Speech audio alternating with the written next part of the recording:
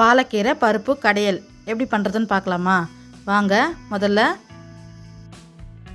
ஒரு குக்கரில் தேவையான அளவுக்கு துவரம்பருப்பை எடுத்து ஊற வச்சு நம்ம வாஷ் பண்ணி எடுத்து வச்சுக்கலாம். அந்த பருப்பில் ஒரு 10 பல் பூண்டு சேர்த்துக்கலாம். இது கூடவே காரத்துக்கு ஏற்ப பச்சை மிளகாய் சேர்த்துக்கலாம். இந்த கீரைக்கு பச்சை மிளகாய் சேர்த்தா தான் நல்லாயிருக்கும். அதனால் 3 பச்சை மிளகாய் சேர்த்துக்கிறேன். 2 பெரிய சைஸு வெங்காயம் கட் பண்ணி சேர்த்துக்கிறேன்.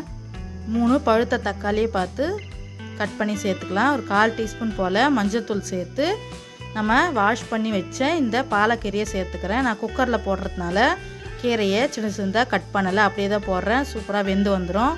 நீங்கள் குண்டானில் வேக வைக்கிறதா இருந்தால் இந்த கீரையை சின்ன சின்னதாக கட் பண்ணி அதுக்கப்புறம் போடுங்க.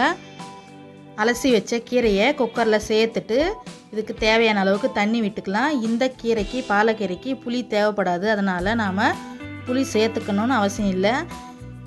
குக்கரை விசில் போட்டு 3 விசில் விட்டால் சூப்பராக பருப்பு கீரைலாம் வெந்து வந்துடும்.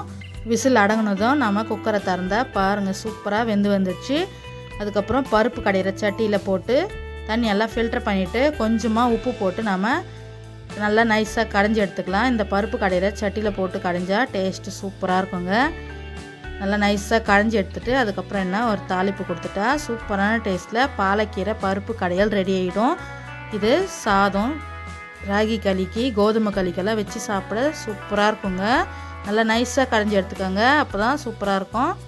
இப்போ அடுப்பு மேலே ஒரு பாத்திரத்தை வச்சு இதில் கொஞ்சமாக எண்ணெய் காஞ்சதும் கடுகு, ஜீரகம், கொஞ்சமாக பெருங்காயத்தூள் போட்டு 2 வரமிளகாய் போட்டு தாளித்து விட்டுக்கலாம்.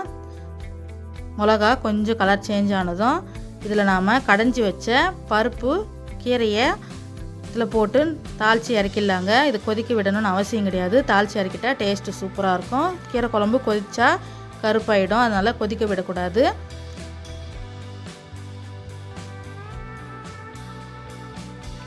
யாருக்கெல்லாம் பாலக்கீரை பிடிக்குன்னு கமெண்ட்டில் சொல்லுங்கள்.